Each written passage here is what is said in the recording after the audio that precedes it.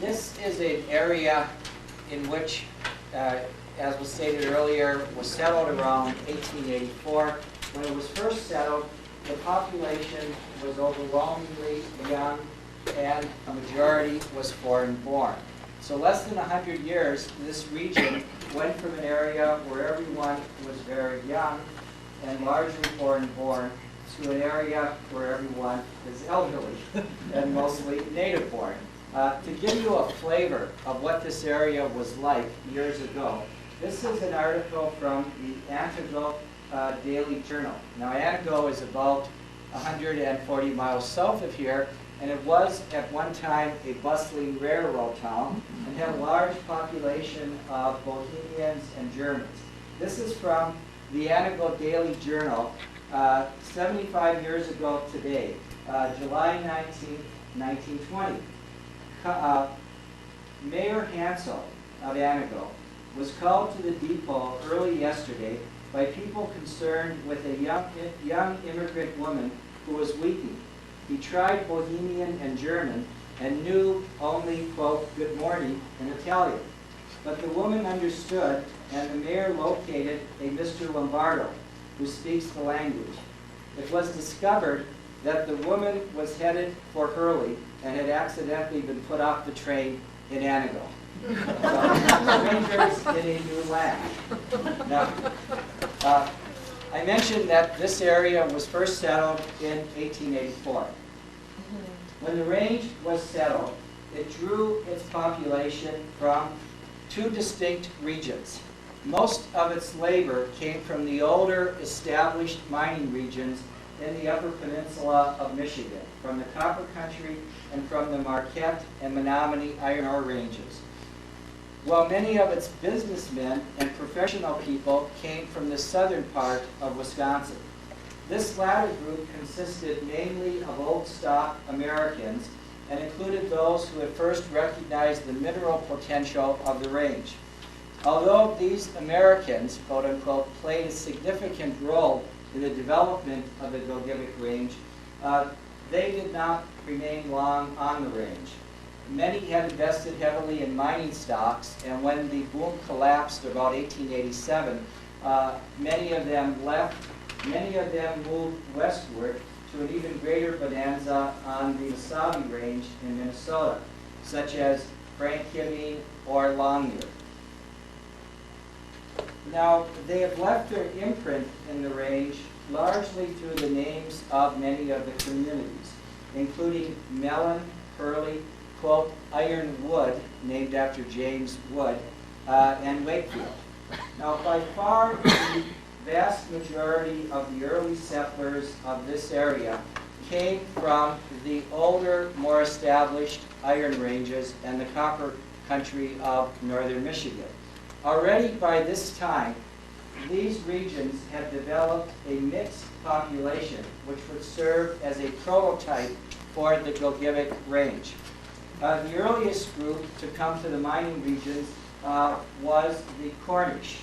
Now, Cornish miners developed copper deposits in the copper country, and they later worked in the iron ore mines on the Marquette and the Menominee iron ranges. As John was a very common name among them, they developed the nickname Cousin Jack, which has remained to this day. They were largely Methodists, and they account for the Methodist churches on the range.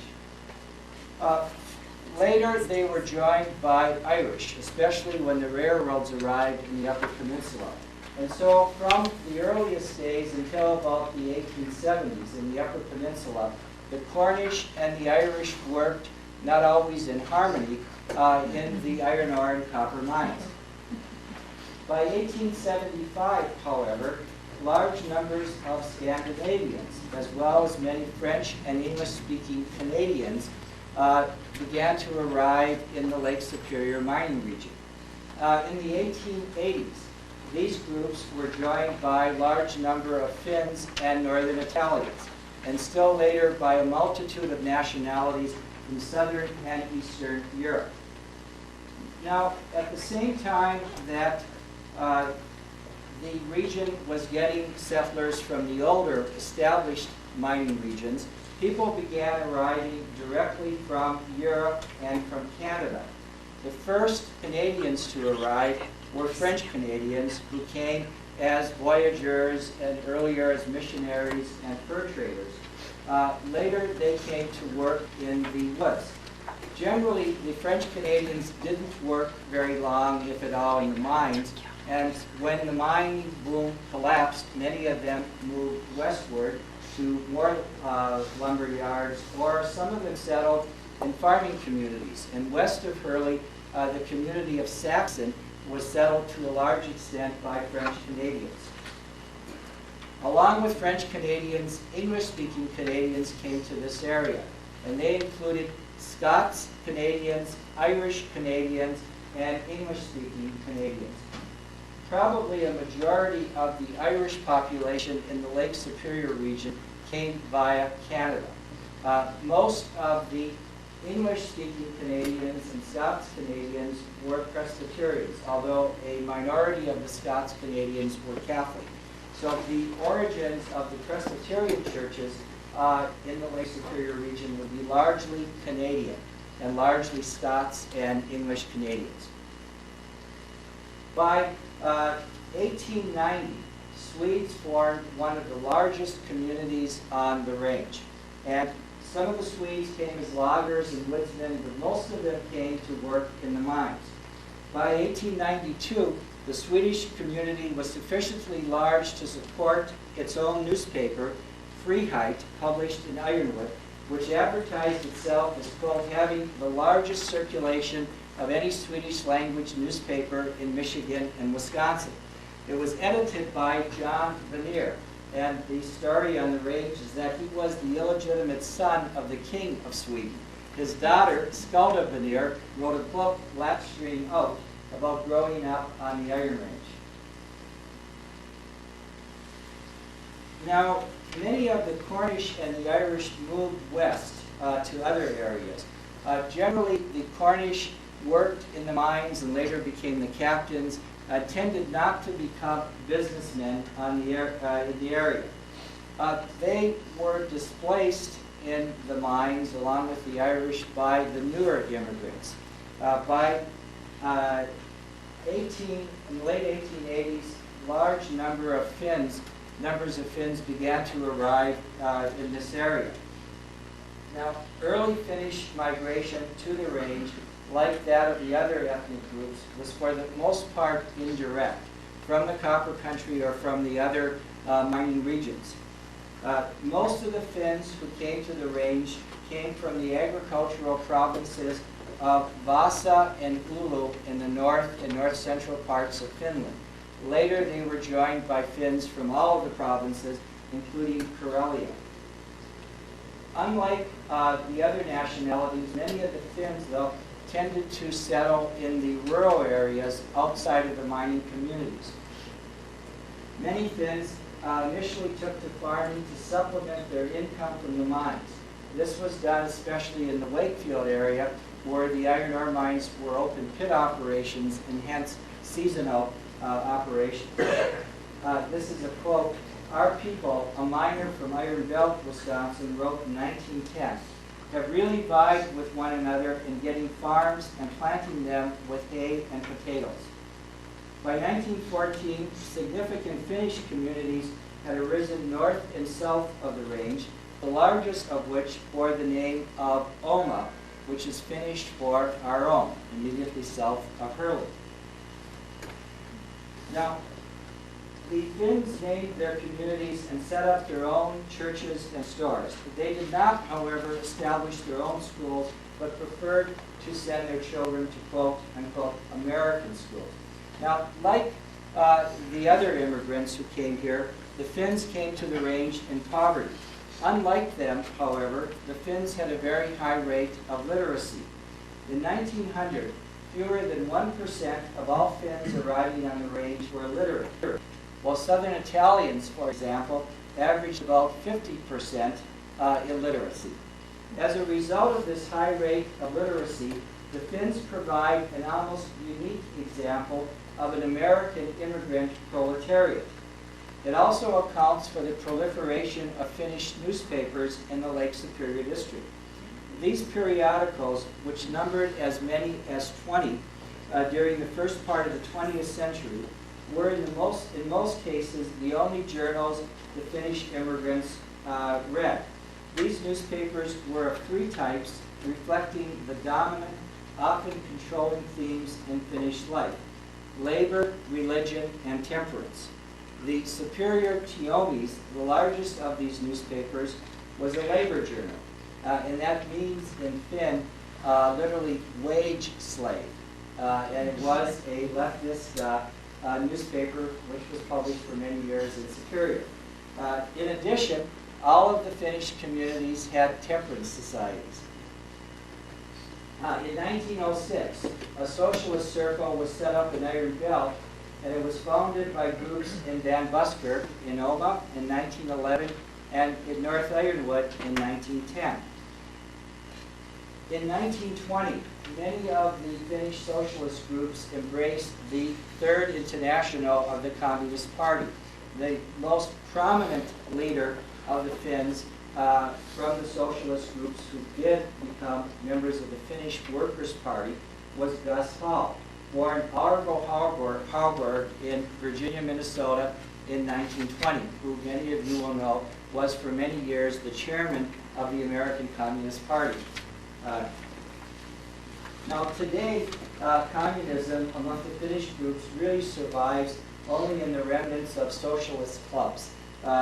And many of these are now mutual insurance organizations.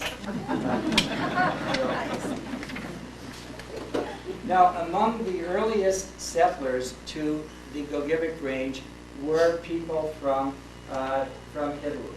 Most of these were northern Italians, and many of them came from the provinces of Tyrol, Trentino, which was a part of Austria-Hungary at the time, also from Veneto and Piedmont. Later, they were joined, and in some places accompanied by Italians coming from southern Italy. The interesting phenomenon about the Italian immigration to the Lake Superior region is that the overwhelming majority of it is from the north of Italy, unlike in the United States as a whole, where 90% of the Italians are from the south of Italy. And this is true generally of mining areas in the United States. Only in Hurley on the range are there significant numbers of southern Italians. West of Hurley, the Italian population is almost entirely from the north, as well as on the eastern end of the range. Now, at first, most of the Italians came to the area from older, established mining communities, either in the Copper Country or in Iron Mountain or on the Marquette Range. Later, they were joined by immigrants coming directly from Italy. Italians tended, like many of the other immigrants, to live next to each other. For instance, in the mining location of Cary, just south of Hurley, most of the Italians were from Veneto. Well, in Germania location, there were a number of Sicilians. In Hurley, meanwhile, a large community of Italians from the south-central area of Abruzzi grew up alongside the Montreal River. Now, Slavs, though not adequately represented in the census reports, account for a very numerous group on the Gogebic Range. One of the earliest Slavic groups to arrive on the range was the Polish. The Gogebic County Census Report for 1890 lists 262 foreign-born Poles, but this figure is undoubtedly too low as it fails to account for large numbers of Poles who came from Germany, Russia, and Austria-Hungary. Remember, many of these countries did not exist until after World War II. As an aside, for instance, if you look at census reports, the number of quote-unquote Austrians on the range will be inflated because Austrians will include Italians from the Trentino Alto Adige as well as Slovenians and other South Slavs who would describe themselves as Austrians because when they came here They came from what was then part of the Austro-Hungarian Empire. In addition to the Poles, the Slavic element on the range is represented by people from what was, until recently, Yugoslavia. These include Slovenians, Croatians, and Serbians. The Serbian element, while not as numerous as the Croatian and Slovenian element is nonetheless here, and it is largely on the eastern end of the range. Many of the South Slavs came to this area from the Mosavi range, and since the open pit mines in Wakefield were developed a little bit later than the underground mines in the Hurley Ironwood area, you have a larger concentration of South Slavs on the eastern end of the range. In addition, groups were brought in during periods of labor unrest. During a lot of the mining strikes, Montenegrins and Bulgarians and other South Slavs were brought in as strike breakers, along with Southern Italians and other groups. That might account for some of the old mutual hostility between, let's say, the Finns, who were the leaders of many of the strikes, and some of these newer immigrants. In addition to South Slavs and Poles, we also have here Slovaks and Czechs, especially Slovaks and especially in the Ironwood area. Also from Eastern and Southern Europe came many Jewish immigrants to the Gilgit. At first, the Jewish population was largely from Germany. Later, a much larger segment of the Jewish population came from Russia, the overwhelming majority coming from Lithuania. According to the American Jewish Yearbook, the Jewish population of Hurley in 1920 was 300. In 1893, the first resident rabbi of the range arrived in Hurley, and in that year, the first synagogue was built, Sheri Zedek, which is Hebrew for Gates of Charity. That synagogue is still standing and was in operation until about 1940. Later, in the 1890s, a mikvah was also built. As part of our heritage development for the Iron County Historical Museum, we are planning on erecting markers at historical buildings in the Hurley area. And one of the markers that we're planning on erecting is at the site of the Sheri Zedek Synagogue, which, as I mentioned, still stands. Last year, Dr. Stephen Heifetz, who is a cardiologist in Minneapolis, came to Hurley to discover his roots. His grandfather was born and raised in Hurley, and his great-grandfather, Rabbi Moses Ryan, was for 30 years the rabbi in Hurley at the turn of the century. And he had never been to Hurley. His grandfather had died when he was very young. And so he was pleasantly surprised to see that the synagogue was still standing. And also, he found the graves of his great-grandmother and his great-great-grandmother at Sheri Zedek Cemetery in Hurley. He asked if there were any artifacts from the synagogue, and of course it had been closed in 1940, and so it was unlikely any would be found. But we're happy to say that recently the Torah prayer scrolls and prayer shawls and other Jewish artifacts from the synagogue were discovered. It's actually a very interesting story.